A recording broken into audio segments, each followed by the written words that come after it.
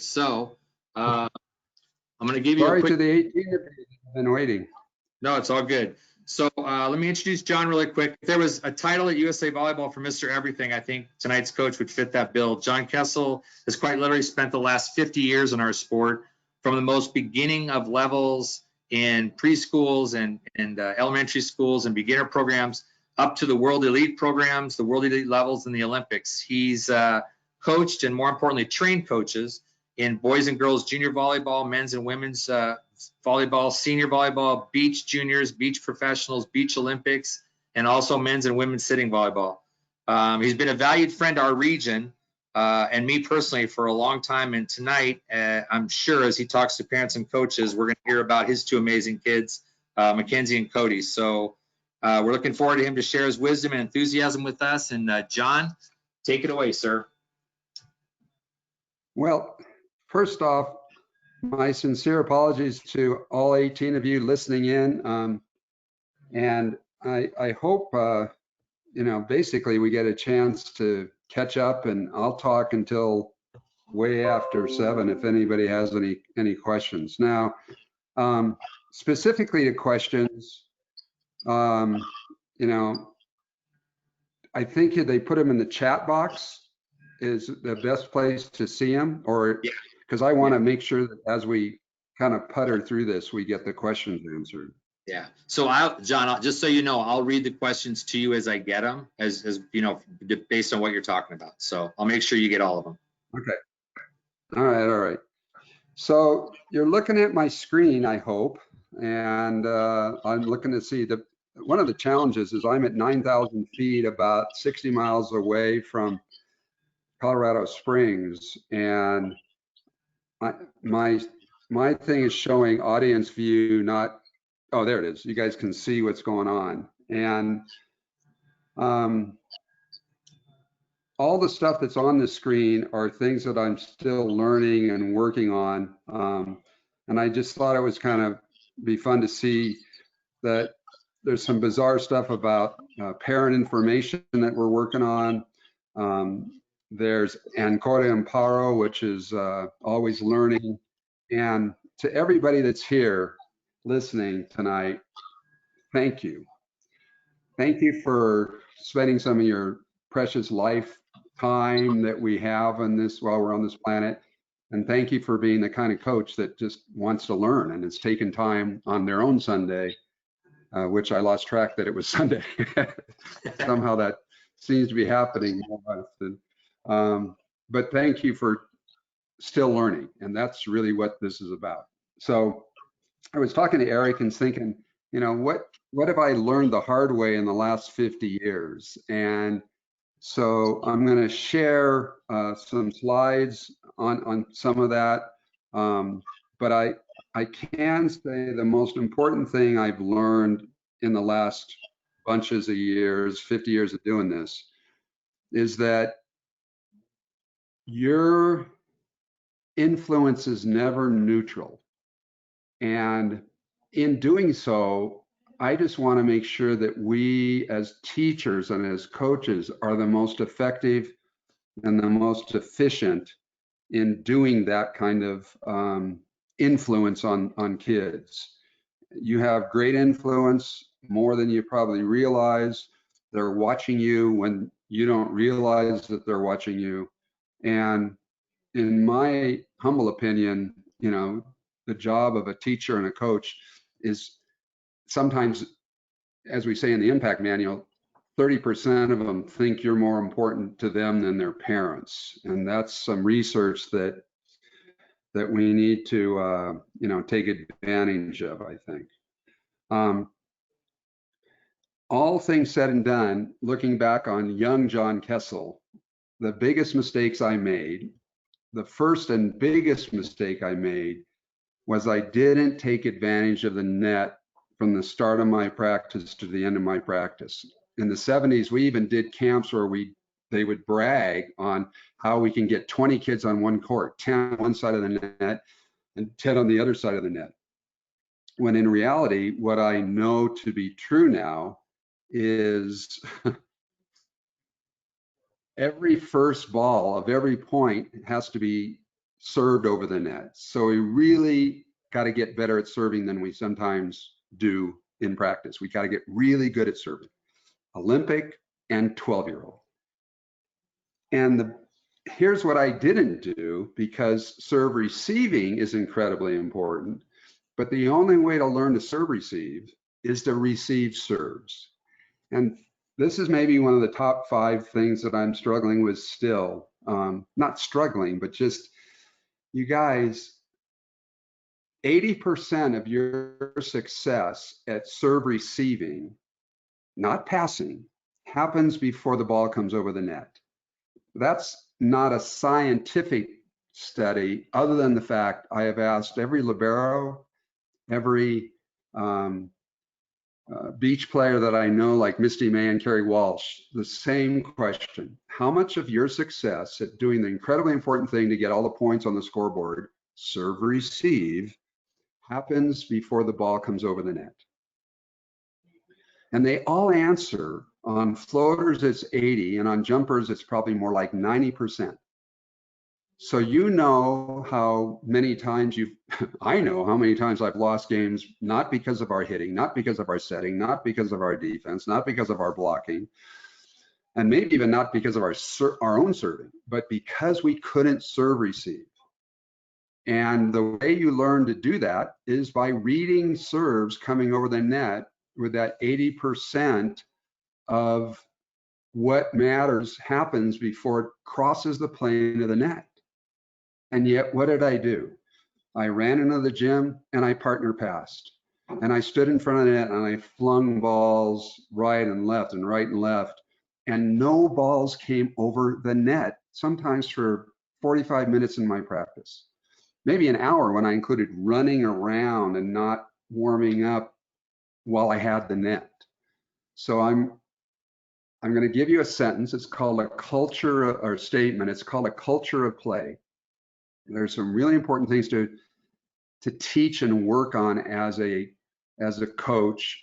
And I failed to create good culture in the beginning.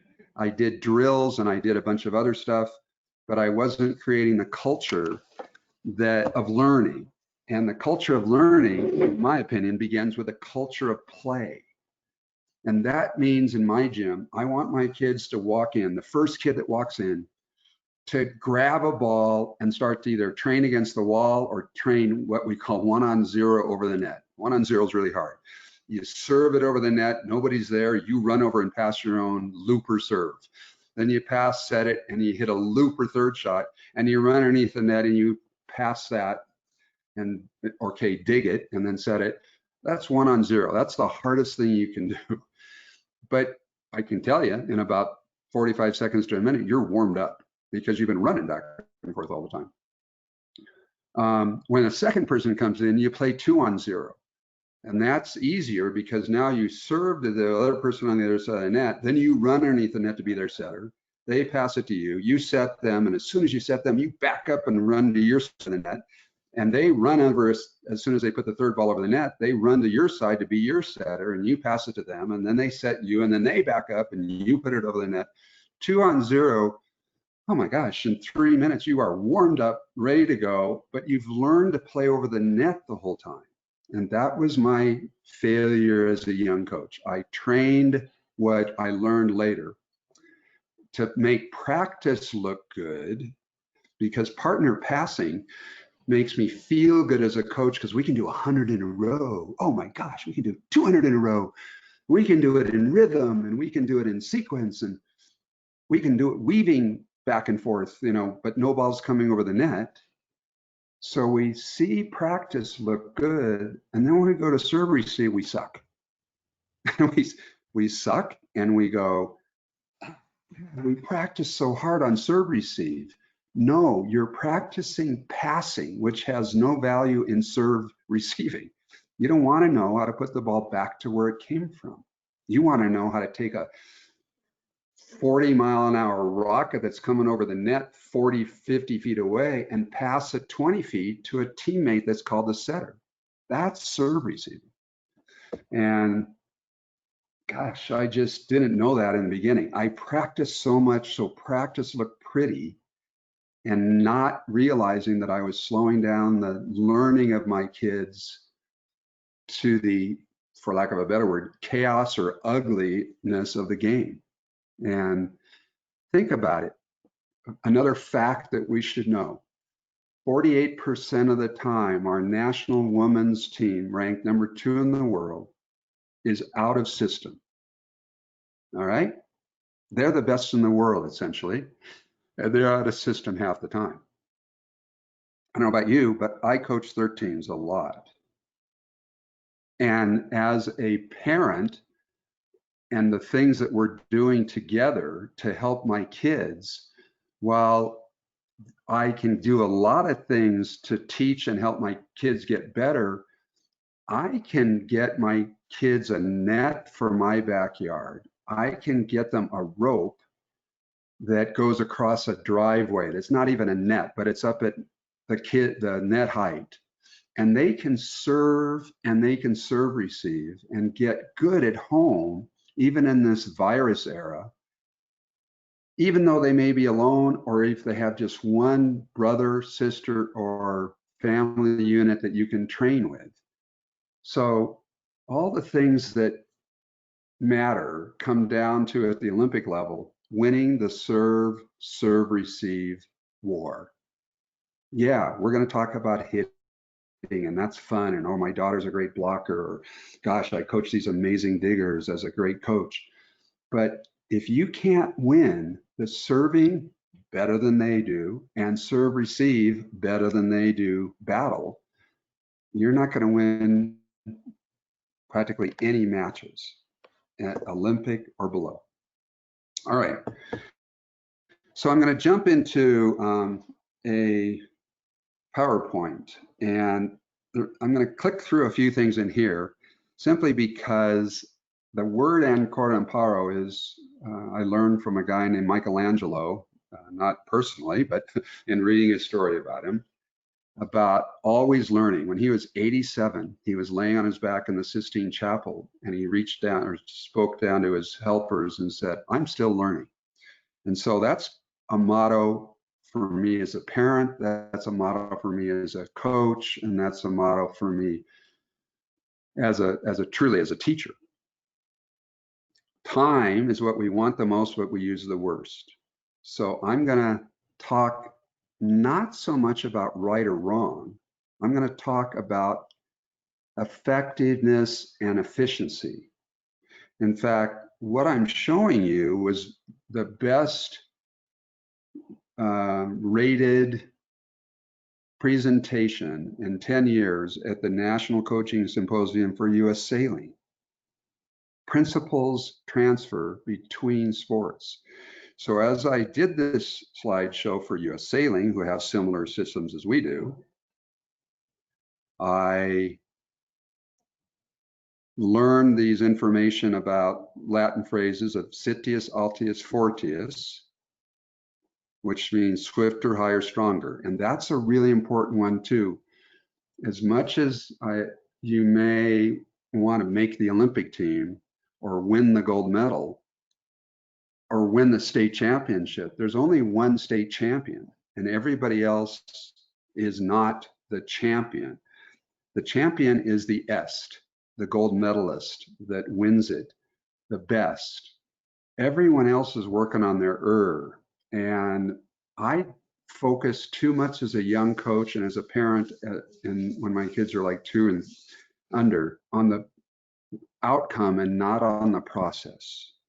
And so we want to work on this because the Olympic motto translated here on the screen is swifter, higher, and stronger.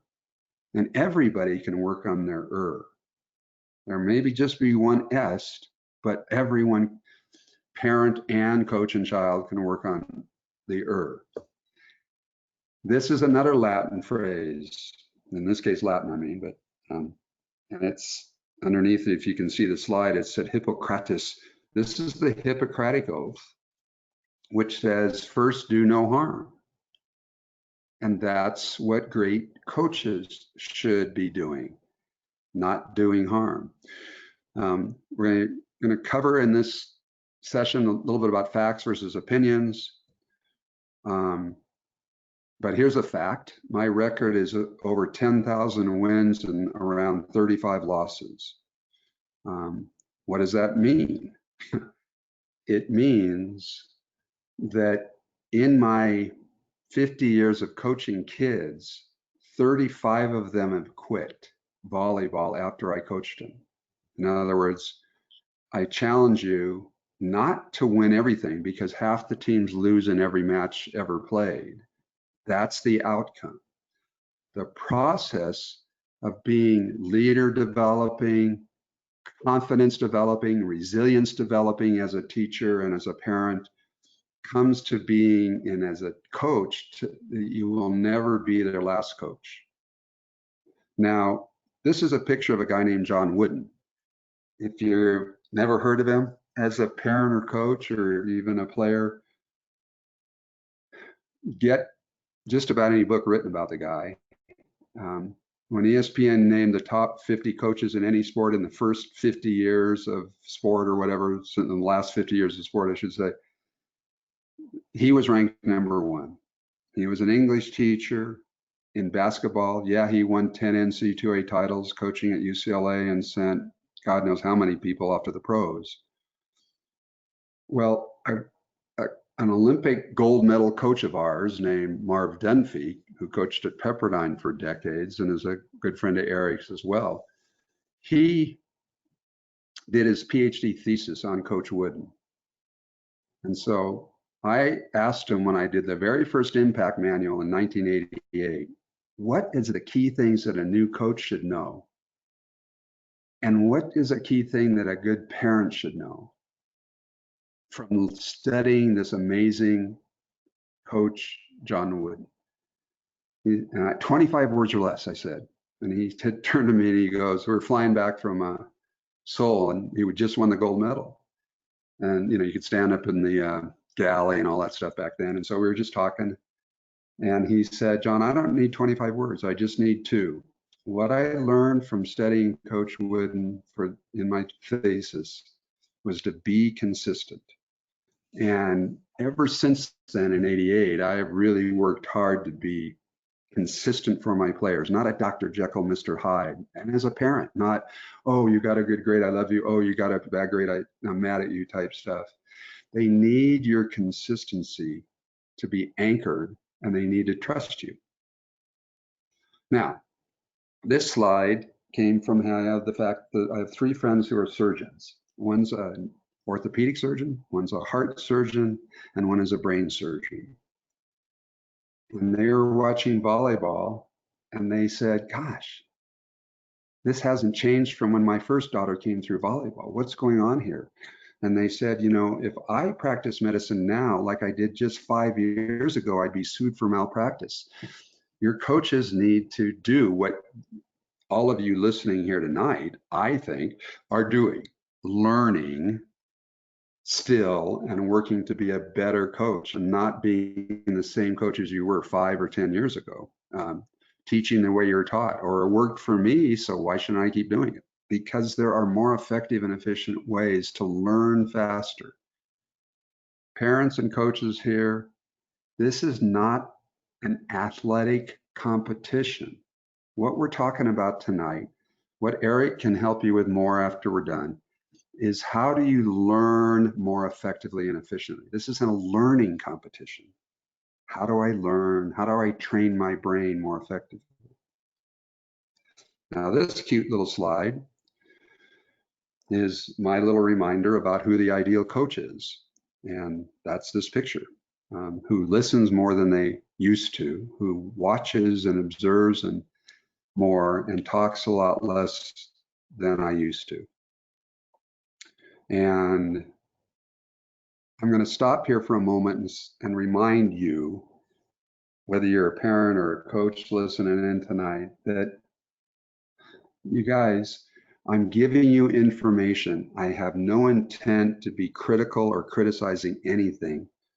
What I know, and I'm going to pick on, is me as a coach 50 years ago, 40 years ago, 30 years ago, that didn't change as fast as maybe I should have. And as I've been saying about effectiveness, there is no wrong or right. This isn't about that's black and this is white. This is a, there's no gray. This is about being more effective and efficient. Now, after you're done here, I recommend you Google the phrase US Olympic and Paralympic Committee American Development Model. And maybe Eric, you can write that in the chat thing so everybody gets it. But the USOPC, I'm one of these, the USA Volleyball is one of these people up here. These are the groups that they're collaborating with to break down the silos, to share information across all sports. And as this slide says, as a coach, you want to be the coach you needed when you were young. Now that you're older, that's the kind of coach we need to be. So what could we do? And I've said it, I'm going to say it again. This is a learning competition.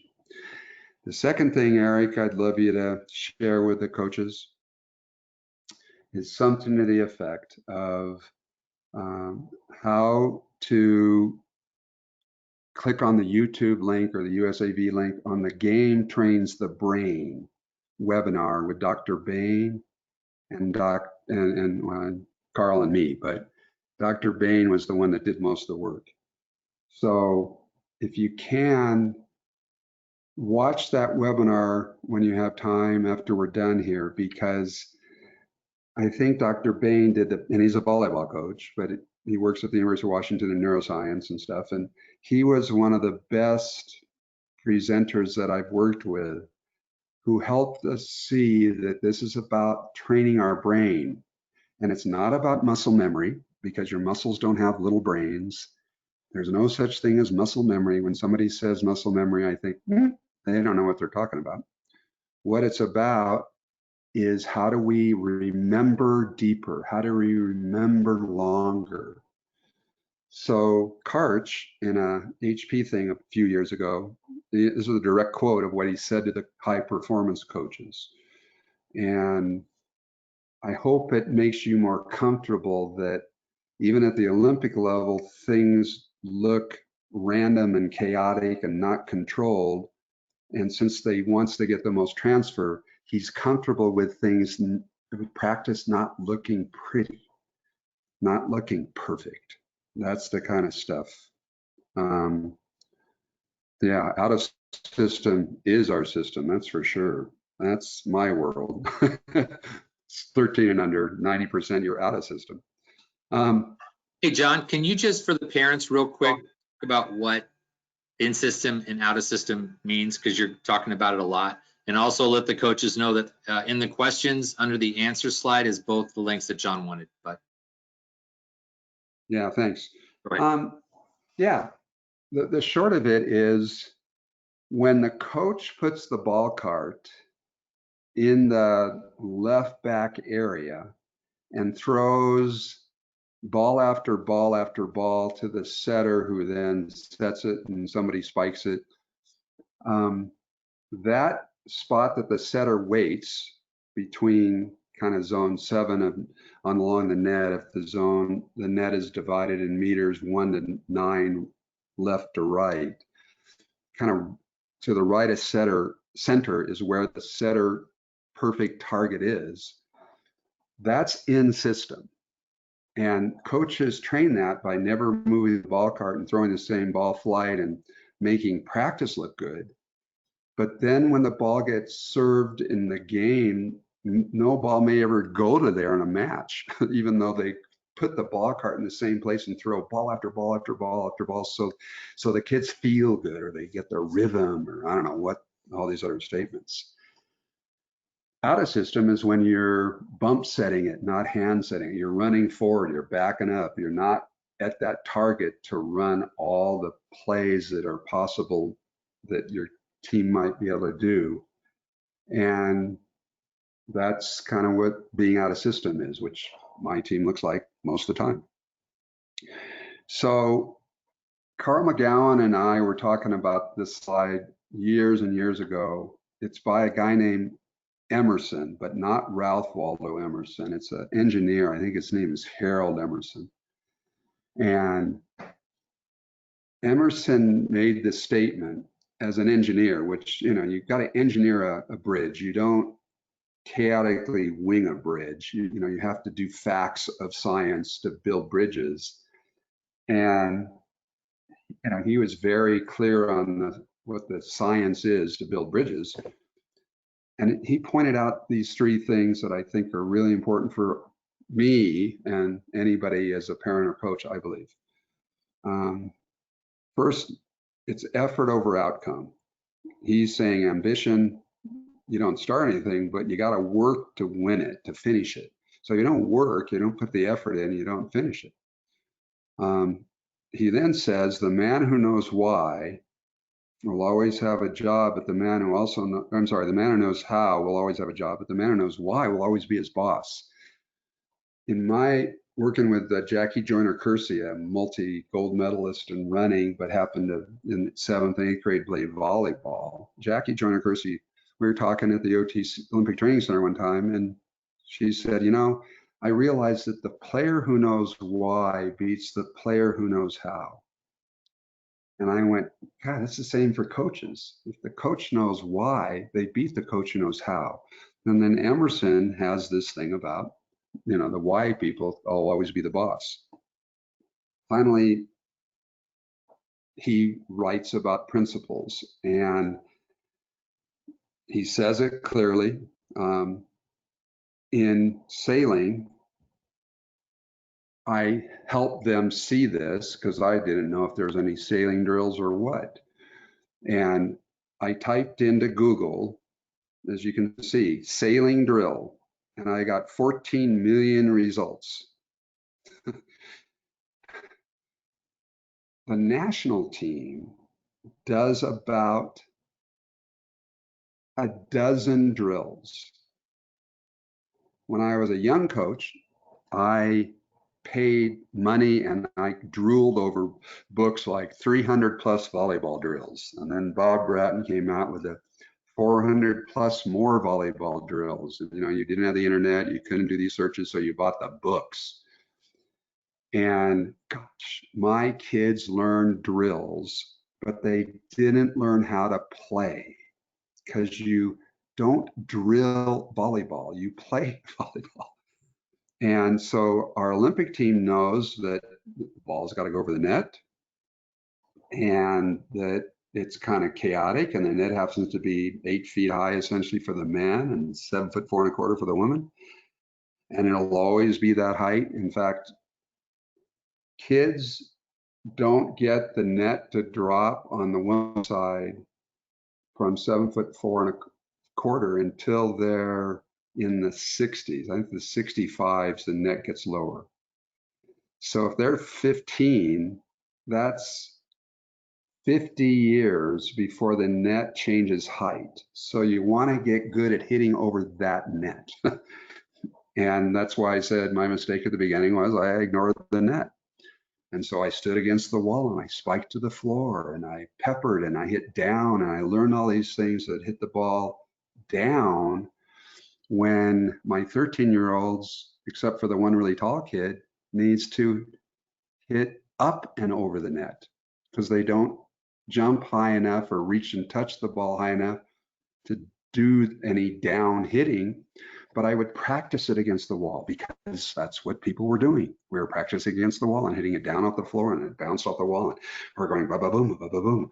And we looked good in practice because my kids got 100 in a row. They could go bam, bam, bam, bam, bam, bam, bam, bam, like a boxing thing or whatever, boxing bag, punch bag. And then when they go to hit in the game, they'd hit into the net or under the net, because I'd been practicing hitting under the net or into the net. I hadn't been practicing hitting over the net. No, I wanted practice to look good against the wall. So there's a reason that we have maybe a dozen drills, all of which essentially use the net, but we vary the scoring a ton in lots of different ways. And that's kind of a coaching thing to wrestle with for sure. And I don't use boxes and I don't use spike machines. And, you know, if my kids, my son plays professionally over in Germany. He's in his 6th year coming up. Berlin Recycling, the German champion, and they play in the Super League and all that kind of fun, crazy stuff. My daughter played at Bowdoin and is, you know, a very good volleyball player too, but they each group played 10 sports growing up. They didn't play one volleyball just because I worked at volleyball. They were lacrosse captains and they were tennis captains, and they can ski and they can surf and they can, or body surf. They can't surf too well. My daughter can surf, but that's because she went to Bowdoin, which is on the ocean up in Maine. And Cody ended up going to Princeton and becoming a very good player, but he played 10 sports growing up, not just volleyball. And that's part of this sports sampling and the things that you'll find out in that ADM model.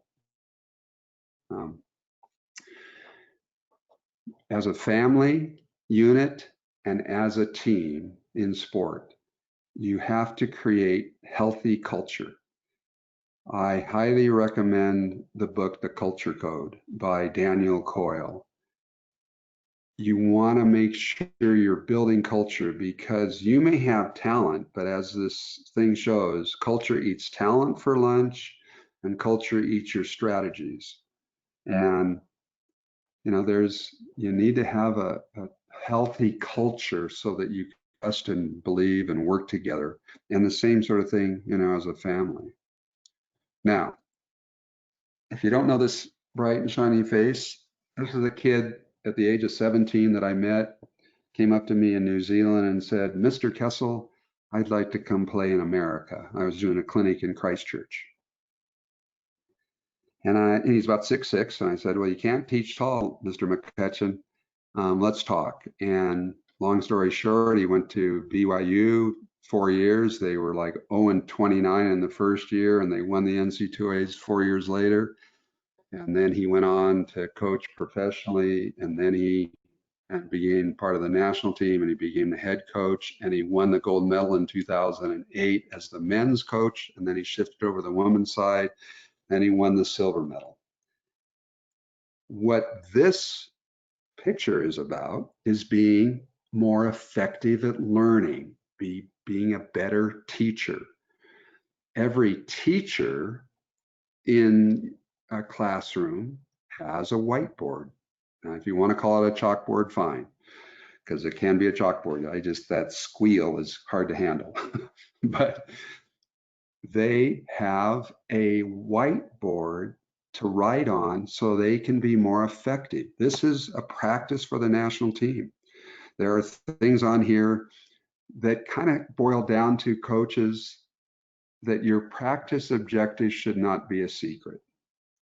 And as a young coach, I hid them in the book of John, and nobody knew what practice was going to be about. And now, by putting my practices up, we learn more effectively. We learn faster because it's a learning competition. A lot of people say John Kessel talks too much about the game, teaches the game, or just playing. And I talked to this musician guy, John Holt, and he helped me see that, you know, he teaches a very complex motor skill called music. And an example here, it's about a cello. And in learning to play the cello, you know, people talked as if there were two stages, and there aren't. You learn to play volleyball by playing, not by drilling volleyball. There's just this one process. And the things that I didn't realize as a young coach, for example, to be a really good blocker, my son is a really good blocker. He never blocked anybody on a box. He never blocked until he was tall enough to block. He just played floor defense. Now can touch 12 feet essentially. But he learned to block by blocking hitters and learning to be at the right place at the right time. Because to be a good blocker, the first thing that helps you be a better blocker is what the pass is doing. Is it off the net? Is it tight? Is it low? Is it all these things? That starts to make you understand where the hitters are probably going to be limited to. And then as the set flies out and you focus on the player to put up a triple block on at Cody's level, all that has been happening before the hitters even started to make their approach. And then you watch the hitters approach as long as you can and jump after they do. And then you learn to be in the right place at the right time better. Now, they may still hit around you because they have the choices. But to be a good blocker, you don't stand on a box. You don't get hit against or block against somebody that's standing on a box. You block people that are hitting, and you ask and you work with the coach, was I in the right place at the right time? Why is that important in blocking? I played professionally in Italy. I got the team best blocking award, and I didn't in one match, and I didn't block a ball. What I did was took away the hitter's favorite shot and made him hit line and our diggers dug it, or I intimidated them and they hit out, or they tipped. And our players said, you know, your block and reading of the hitters frustrated them so much that you didn't block a ball, but they struggled to get around you, couldn't do their favorite things. And we beat them handily. That's why blocking is unusual, coaches, in all the skills. Everything else, I get the feedback essentially from the flight of the ball and stuff. But in blocking, I cannot touch the ball and be a great blocker because I made them hit their non-favorite shot. I have a lot of interns that I've taught that have gone on to work at USA Volleyball full time and other things, other sports. And I just love this phrase. And so I share it with my kids whenever they turn in projects, and I share it with my athletes to help them turn better homework in. And that is, if you ask these 6 questions, did you talk about the what, where, why, how, when, and who? And then you turn it in and you've done all that, I'm probably not going to have to do much work because you've done the good work that we need. There's a shot of Cody on the left side blocking. You can see that even as a standing blocker, he gets pretty high, let alone when he runs and hits. So with this statement, I'm going to say again, it's from Dr. Richard Schmidt. His amazing books about motor learning and performance have guided USA Volleyball since the 80s. But he said to the Olympic Committee coaches, after they kept saying all these drills, and he kept saying, you're missing the performance part, you're just drilling. He finally said, you guys, you're all practicing for practice and not to perform. And that wasn't just volleyball, that was 39 Olympic sports that he blurted this out to and said, you guys got to get focused more on performance and not on looking good in practice. This by D. Hawk, I think, is pretty cool. For me, at least, it helped. And that is that I need to keep things as simple as possible so that the kids can make these complex decisions, not make all these rules and get this behavior that's trying to fit the rules and the system and whatever. So think about it, just simple is better than complex. So here's the youth volleyball version of this sailing one. 4 kids and a ball, and what happens? In my experience, they play. 4 kids, a ball, and an adult, and what happens? In my experience, they drill. And I'm just saying we need to play more. This is what the sailing is becoming, by the way. These are these amazing catamarans and rigid sails, and they're screaming along at like 40, 50 knots an hour. I mean, just amazing speed. We're filling in the blank. Coach, when do we get to blank? When your kids say play, then you haven't been playing enough. And that's why I ask that question every now and then, or listen to it. All right, Eric's gonna go jump online and he's gonna find the YouTube clip for you guys called The Backwards Bicycle. And, you know, all you parents have been wonderful and helped your kids learn to ride a bike, I'm fairly certain. And you've been safe with them and they've done it with a helmet. And they've done it with a helmet because kids die learning to ride a bike. But as they learn to ride a bike, I have some questions, both to coaches and parents. One, did you hire a bike riding coach? And I'm pretty sure the answer is no. Two, did you do a lot of bike riding drills? And in the vast majority of cases, the answer is always no. Did you send them to bike riding summer camp? And my answer is invariably no. And finally, did they do bike riding progressions? Did they do a piece of bike riding? Did they pedal right-footed for a while, then left-footed? But the whole point of learning, there's two things that bike riding is really important for volleyball coaches and parents to understand. First, things that are learned by the kid, called intrinsic learning, are the best remembered of everything they do and learn. Young John Kessel didn't know that. And so young John Kessel coached extrinsic learning. I told them what to do. I told them the answer. I knew it because I've been doing volleyball since I was 10. So I knew what to do when I started coaching college when I was pretty young. I knew the answer and I told them the answer. And that is the least learned, least well remembered way to learn anything, including volleyball. Now, does that mean they just go out and ride the bike on the volleyball court until they figure out volleyball? Well, talk to some of the beach people in the world that had no coaches for decades. Yeah, that's a good way. But we've got coaches, and coaches are there not to tell the answer. We are there to guide their discovery to what we probably know as the right answer or variations on a theme. But this term guided discovery, sometimes people will call it Socratic learning because Socrates asked a lot of questions.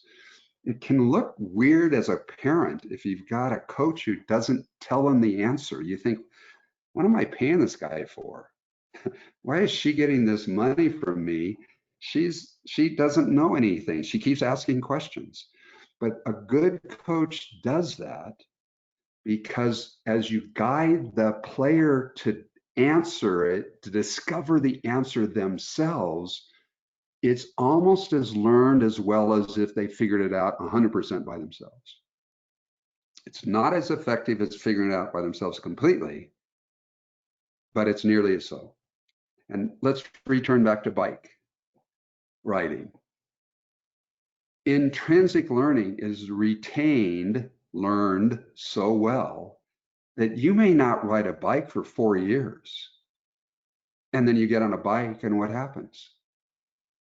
It wobbles the first 2 pedals and then you ride the bike because you learned it intrinsically.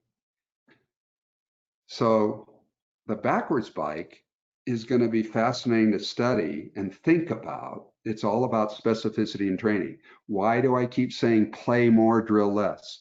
Because the learning that comes through competition and in tournaments and playing, especially in scrimmaging, with scoring. Let me sidebar for a second. If you train like the game and you use the net and things are game-like, one of the things that is in every single game ever played is a scoreboard. In other words, scoring is part of a game. And as a young coach, I just did a lot of drilling and I didn't score it. And I can score it competitively and cooperatively and transitionally. And all these ways. That's why we have so many scoring variations in the mini volleyball book, because you want to change the variation of scoring, but not the inherent play of the game over the net. And so with all this said and done about scoring, your kids should have the right to ask you, after you've spelled out some amazing game or drill you're going to do, and I'd like to use the term grill, which is a more game-like drill. You lay it out, you tell me what it is, and then they should look at you and say, Coach, how do we win this one? Because if you haven't told them how they can win it, it doesn't have quite enough scoring, I think. And then finally look at that last sentence. How many tag drills did you do? I mean, we all learned to play tag, but we never did a drill. We just got tagged and we figured out how to dodge better the next time. So what'll be fascinating, if you haven't seen the backwards bike, is that when the guys set it up, so when the handlebars went right, the wheel went left. And when the handlebars went left, the wheel went right. And that was the only change. One little gear on the bike. Everything else is the bike that he's ridden. How long does it take him to ride the bike? He figured 8 to 10 minutes. He then figured maybe a day or 8 hours or something. It took him 8 months with one change. He was a really good bike rider, but bike riding is specifically learned, like volleyball and other things are specifically learned. And just that change made bike riding impossible for him. So that's part of motor learning that Eric and Impact have taught you, hopefully, and that is the specificity in training is really important. A friend, Gil, that studied all the Brazilians, and look at this. They took all their top Olympians back when the study was done, and they found out that my first coach was the game, is what they all said. And that goes back to empowering the players more. So what else have I learned as an old coach guy? That we must become better storytellers. I highly recommend, in this case, it's already up there, but you can, The Power of Story by Dr. Jim Loehr helps coaches, he's a tennis coach, helps coaches understand why we need to be better storytellers.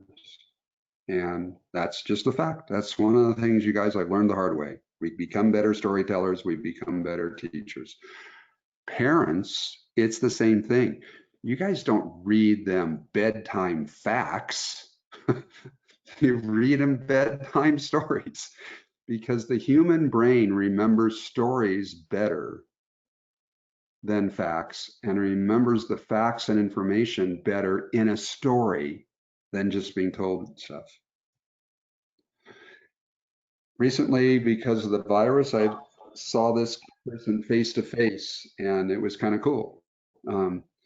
Atul Gawande is a great teaching surgeon, and his book, even though it's old, Better Notes, the Surgeon's Notes on Performance, really helped me understand how surgery, and I've mentioned it before, is a motor skill as well. It's a learned skill that I need to perform. And unlike volleyball, where, oh, I made a mistake, point for the other team, I want to have a really skilled surgeon that can do this stuff well.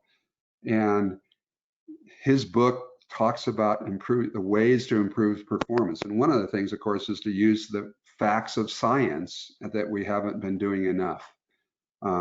So there are some books at the end of the slideshow for you that I recommend about the science of learning skill. And those are things that I've chew on and wrestle with, and I find to help me be a better teacher, for sure. Hey, John, Let's go back to that serve receive thing. John, I got a quick question from Good. Mark.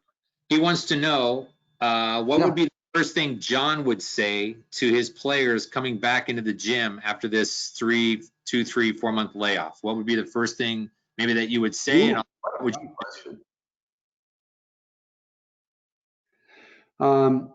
Two things come to mind, and one of them may be unfolding as you've been helping them, but that is that kids and even pros don't care how much you know until they know how much you care. So hopefully you've been doing your best to show that caring. But also I would be wanting to know, how they are face to face, probably even in one-on-one sessions or something like that. And if my gym only lets me have 3 people at a time, that can be a little bit more effective and things like that too. The second thing is everybody has 3 kinds of needs. They have a need to belong. Well, they're going to probably get their jersey and things, so they're still feeling belonging. They're doing their Zoom calls, they're belonging. They have a need to show competency, and that doesn't mean just in volleyball. If there's anything I would have done better, would have liked to have done better, it would be to find out in these times about what are my kids competent in other than volleyball. Because on a team, if I can show you that I'm a really good cook, or I'm a really good wakeboarder, and I can show that, even though I'm not a starter, my need of competency in a group is being met by that ability to show that I can do something even though I'm not the best volleyball player. And the third thing is I have a need to influence. And tied into that caring and trust and culture, I probably would be asking them, not doing what I think, but I would be saying, I want you to influence me in these first couple of practices together. What is it that you guys want to do? What do you want to work on? They may say, oh God, spiking, because all I've been doing is serving. I've been serving for days, weeks. I haven't hit a ball off a set other than my brother, and he sucks. I like that because my brother has shown me random sets, and that's better than a spiking machine. But that's a different story. But I would probably say before practice, what is it that you want to work on, and compile it, and then design my training based on some of that. Hopefully that helps, but great question. Yeah, so Mark also had one other quick question, and before I ask that, just remind everybody, we got about 25 minutes with John left, so if you have questions, jump on the question board, ask them, and I'll read them as many as we can. The other question Mark wants to know, John, is if you were going to read the talent code or the culture code, which one would you read first? Which is more important? Culture code. Okay. Yeah. Culture code, because of that, culture eats talent for lunch. Yeah. And if you can't find it, I've got them from Dan Coyle's a good friend, and I've got the books as PDFs, so I can shoot them off to you if you can't get a copy or anything like that because of the situation right now. I'd also read the book Coach Your Brains Out. That's not on a lot of people's library shelf. Eric knows these guys pretty well. John Mayer and Billy Allen and Niels, these guys have been on this learning journey for about 3 years now by doing these podcasts. And boy, their podcast is brilliant. It's in the slideshow at the end. But their book that they worked to kind of compile all this is all the stuff we learned over the last 3 years. They put it together. That's a top book in my humble opinion. And it'll be on the slideshows at the very end. So here's a slide of an Olympic match from Rio.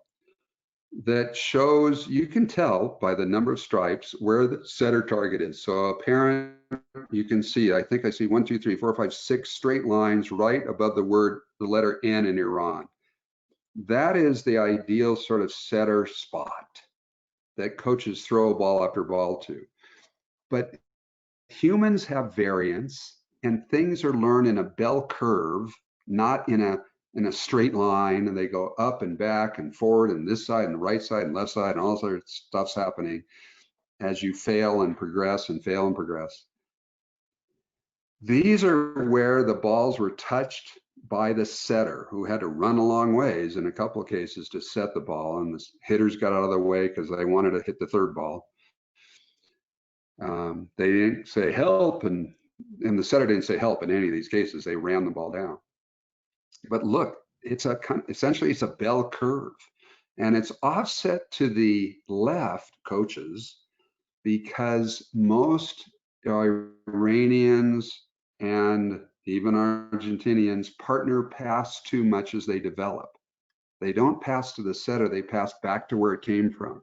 They do it against a wall and get millions of reps straight back to where it came from, and they really get good. And you ask any setter, when the ball gets served down the line to zones 4 and 5 to the left side of the court, parents, the setter is probably already, even though they've waved and said, over here, they're running forward because that's probably where the balls are going to go. That's why you see this offset to the left, more balls than there are to the right. They passed a lot of straight ahead balls in developing their skill. So I really, I'm going to take a few minutes here, parents and coaches. And Eric, if you don't have it, I'll send it to you, and you can send it out to everybody that is listening here tonight. I'm going to talk about an article that changed my life as a coach. It happened in about 85. It was in a science magazine called Discover Magazine. And the article was called Decisions. And it was about teaching. It was about Israeli fighter pilot instructors, not the pilots, but the instructors, being taught to be more effective teachers of flying jets and landing jets and all that stuff. And Dr. Kahneman, an Israeli mathematician psychologist, was speaking to them about the power of praise and how catching them being good works and punishment doesn't work, even though people do it a lot. And I see it in volleyball where horribly kids are doing push-ups in the middle of a match because during the timeout, because they aren't hustling, or all these things that the coach is controlling and not developing their own leadership and things. And Kahneman said this to these Israeli fighter pilot instructors, and one of them raised their hand and said, "What you're saying is for the birds. I have praised my pilots after a good landing, and invariably they do worse. And I have chewed them out in the tradition of this military after a bad landing, and invariably they get better. Don't tell me that chewing somebody out and punishing them doesn't work. My experience contradicts you." Kahneman then writes in this article, "There was a single most exciting moment of my life at the time to realize that these gifted teachers that were chosen for their teaching skills of flying multi-million-dollar aircraft, not spiking a volleyball, but a motor skill, were being fooled by regression to the mean." And I'm going to simplify it and let the article take it the rest of the way, but I just want you to leave this time together and hopefully learn a little bit of what I learned the hard way. That if somebody has 5 out of 10, let's say serve reception, 5 out of 10 is not bad, perfect, you know, hey, that's pretty good. And they go on a 10 in a row streak. Should a good teacher praise them, punish them, or ignore them? And the answer is praise them. What happens in the next 10 mathematically, statistically? 5 out of 10 was my average. I just did 10 in a row.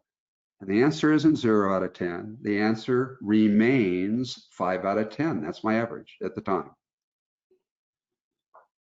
What I thought I was doing was jinxing my players. God, Eric, you see Eric? He's passing nails. Really? And we go look. And then Eric dorks.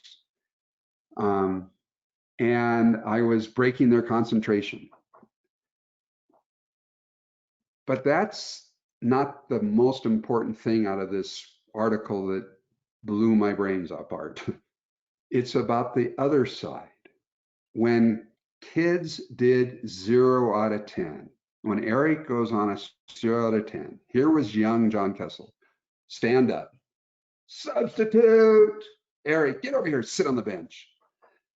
And then about a minute later, Eric, you normally like pass 5 out of 10 perfectly, and you're out there doing 0 out of 10. What's wrong with you? You know, your grandmother's got cancer. She's here to see you, and you suck like this. What? You know what? Drop and give me 20 push-ups. And so Eric does the 20 push-ups or gets verbally chastised and punished and all this stuff. And after he did 0 out of 10, and I expressed my disgust and anger and all this other stuff that should be out the window by now, what happens in the next 10? And the answer is 5 out of 10. Invariably, he does better, but not because of the chewing out and the benching and the punishment, but because he was playing below his average, and he will regress to his mean. All humans do. That's why there's insurance companies. That's why all sorts of things are happening in the stat world. And you see a lot of regression analysis and finite Markov chains. Kahneman went on with this way that humans are fooled. In the article, you'll see that there's 2 questions about how many people die and how many people live if the battle happens this way. And then when they phrase it, what looks to be different, people pick it, this one over that one, when in fact they're the exact same answer. But because of the way it's presented, people choose one and answer over the other. Kahneman, I'll stop talking about him other than to say he went on to win the Nobel Peace Prize with this stuff. And he's still doing amazing research on how humans get fooled. And I want us to not be fooled into thinking that punishment works, because it doesn't. You're being fooled. This slide about little boats is about teaching.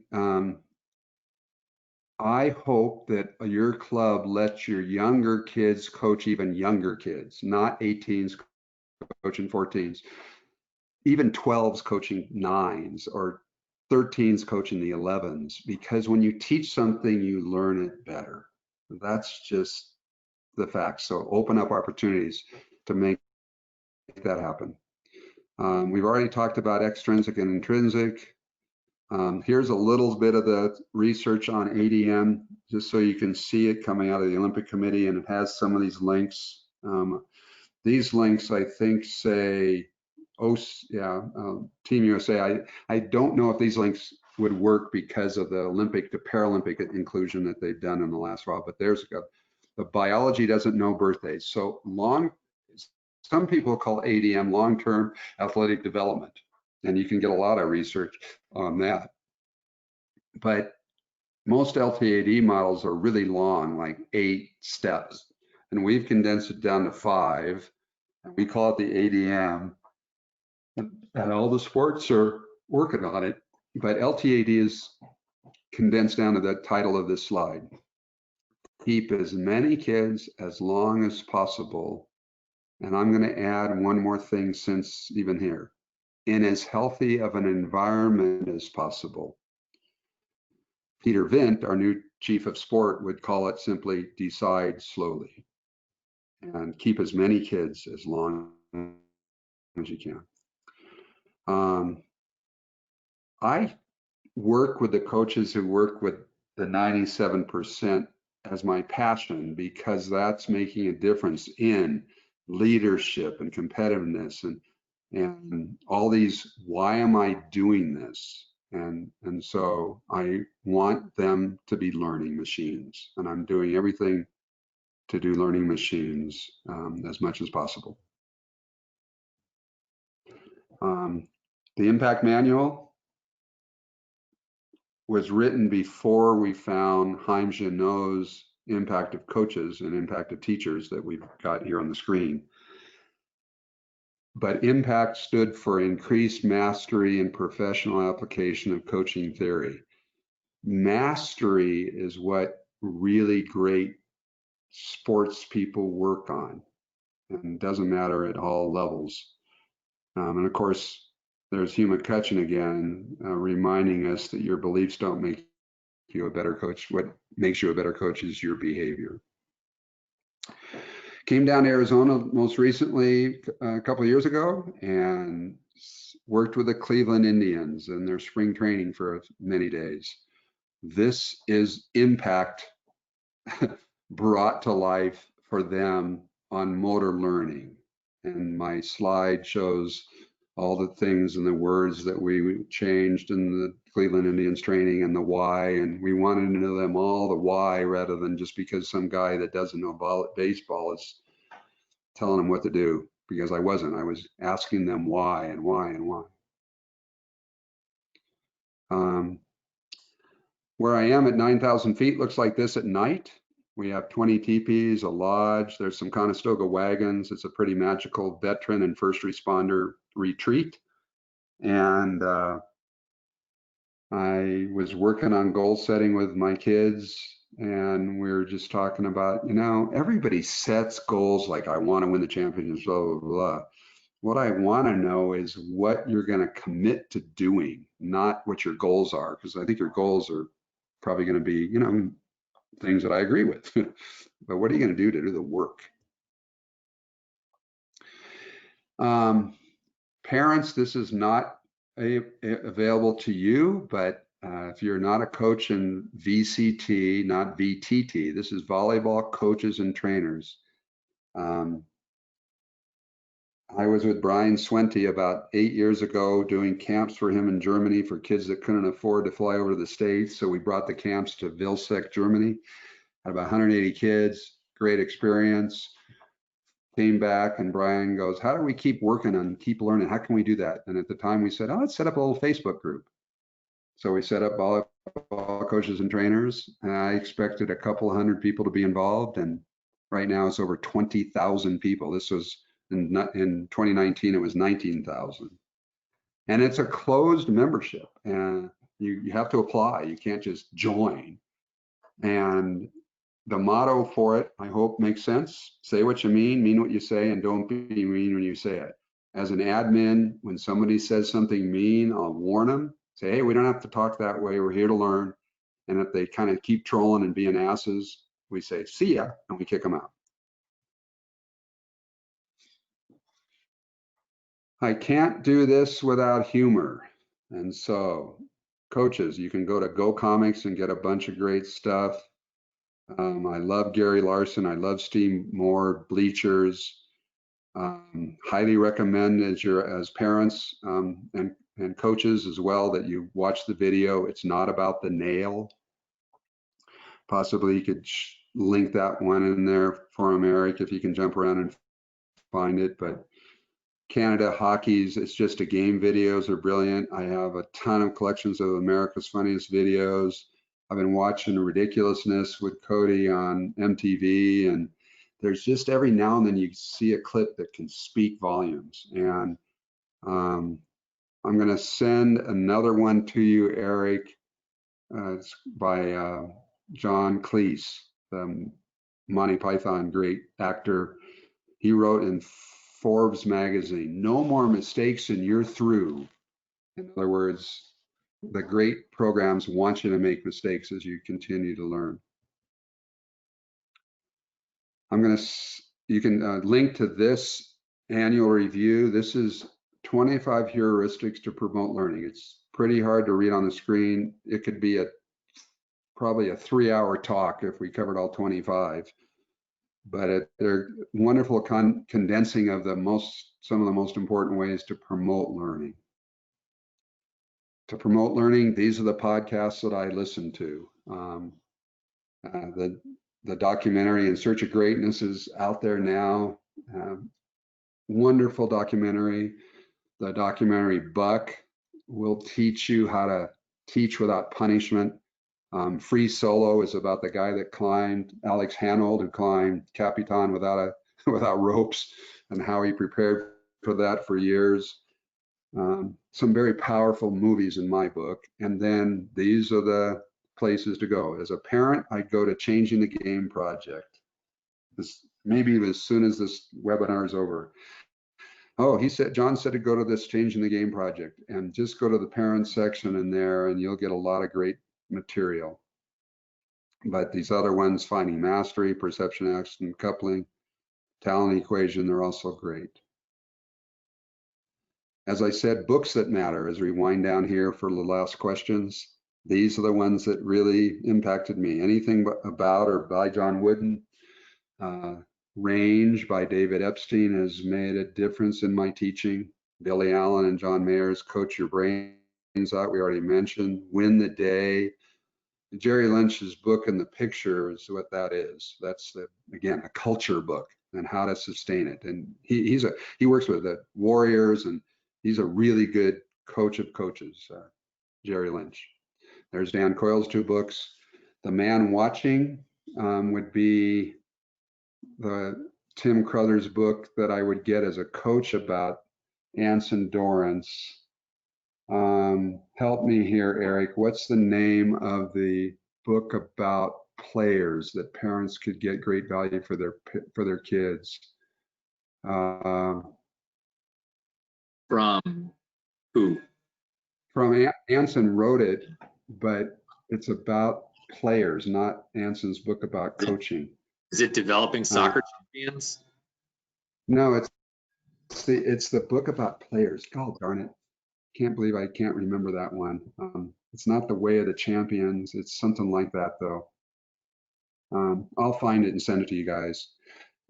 As a parent, the books by Brene Brown are very influential for my kids. Daring Greatly and Dare to Be Great, I think, are the 2. Brene Brown is a very good thinker and helps in parenting. Developing Sport Expertise and Motor Learning and Performance by Dr. Schmidt. Those are the 2 motor learning books, coaches, that are the best out there. As a parent and a coach, Make It Stick is pretty impactful. As a coach, Joshua Metcalf's Chop Wood, Carry Water. If you were interested in the randomness and the science and math, The Drunkard's Walk by Leonard Moldenau is really good. And you can get some free material on Dr. Wolf. And I'm pretty sure if you haven't been poking around Eric Hodgson's blogs, he's done some great interviews with Dr. Wolf about how do we learn more effectively. And make sure they know where your blog is, Eric. Okay. Because it hides sometimes. Yeah. The book is called The Vision of Champions. Mark, you're right. It's The Vision of Champions. Vision of a Champion. Yeah. For John, Vision of a Champion. And for those of you that are for those of you that are on the question, to the right, the column all the way to the right is all of the things that John wanted you to see, the bicycle backwards, all the other videos, everything is over there for you. So you can just go over there and click on that stuff. Decisions. John also put that one up over there as well. So we got about 5 minutes left. If there's any questions for John, now's the time to ask them. And I do appreciate y'all coming in and spending Sunday night with us, trying to get better. John, one question that I had from another coach who couldn't make. Whoa, Eric. Yes. Eric. You just said try to get better. Dear coaches. I'm hanging my head now. Dear coaches, here are some words that we want to change and a very quick why. Please change the word don't to something like what you want, because the human brain doesn't register negative, non-existing thoughts. It's a positronic thing, you might say. So get rid of don't and you'll be a better teacher. Just tell them what you want. Get rid of the word but. Gosh, John, this was a really good slideshow, but, and what's coming next? Some not connected to the really good slideshow. So when we say as coaches something positive, stop saying but and change the word to and. Because when you say and, I can still hear the compliment as a player or a coach or a parent. And then make sure to add the word yet to your vocabulary. Add the word yet. When they go, oh, you go, yet, because you're part of their team and you trust them. And finally, please get rid of the word try. Try gives them an excuse to not do it. If I said, Eric, I'll try and do this webinar, what I really was saying to Eric was, I'm not doing this webinar. There's a party at 8 o'clock. I'll try and be there. I'm not coming to your party. There's a total different shift in my brain if I say, oh, I'll be there. Then you go. And that's what we need to do more of. So I jumped on Eric because of time, but also because I work hard to eliminate the word try in the gym. The question Does that bring any questions up, or did everybody bail because I'm so mean to Eric? No, no. Except Mark wrote try as soon as I said it, so he knew it, and then I knew it as soon as I said it. Question from the coach was this: how do we balance the getting better part with the winning part? That was from a coach who is also a parent, both. Yeah. So again, I find a lot of wisdom in people that are really good in winning, and they kind of share their thoughts. So there's a guy who passed away recently named Bill Walsh, an incredibly good NFL coach. And he wrote a book called The Score Takes Care of Itself. And this balance is part of your coaching philosophy. I believe if I win and only 2/3 of my kids come back for volleyball next year, then I'm not a very good coach. If Eric goes 0-30 and every kid comes back to play volleyball the next year, Eric is a really good coach because he helps kids understand that you've chosen a team sport and winning and losing is out of one player's control. Eric can play the best he's ever played by twofold on the men's national team, and he's played twice as good as he ever has, but they still will lose. At the same time, this process, because only half the teams can win, by focusing on this very intent learning and process, I find, like Bill Walsh did, that the winning takes care of itself. It's just that we have to be realistic in knowing that a lot of winning is at a level that you play. By that I mean my son and daughter rarely, if ever, played age group doubles volleyball. They played a lot of doubles because you get good faster, but they rarely played anything but they played men. They either played with me or they played with Mitch Beal played, and they played men. by playing men, I told them that they were going to lose a lot, but they were going to learn a hell of a lot faster than by playing against a bunch of other 14-year-olds who were going to hit 14-year-old shots and speed, and the learning would be not as effective. So I guess my answer in part is that 14 and under, maybe 15 and under, I'm way less worried about winning and more worried about their leadership development, their resilience, their thinking, their creativity, their joy of the joy of the sport, and all these other things. Hopefully that answered it.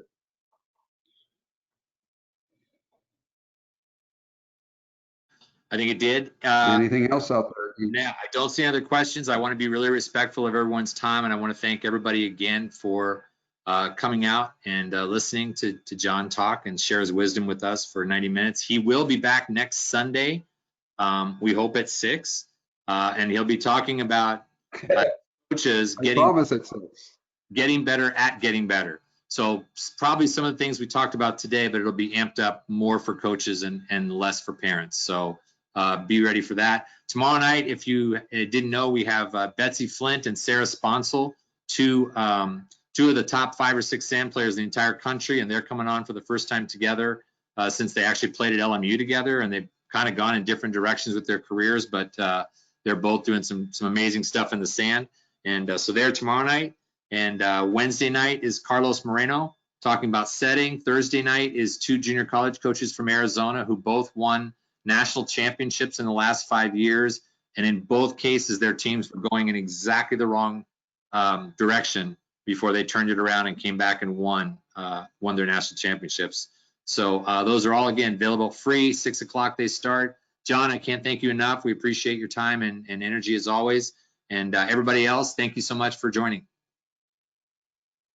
And I'll be listening in on some of these podcasts because I am still learning. Thanks, Eric.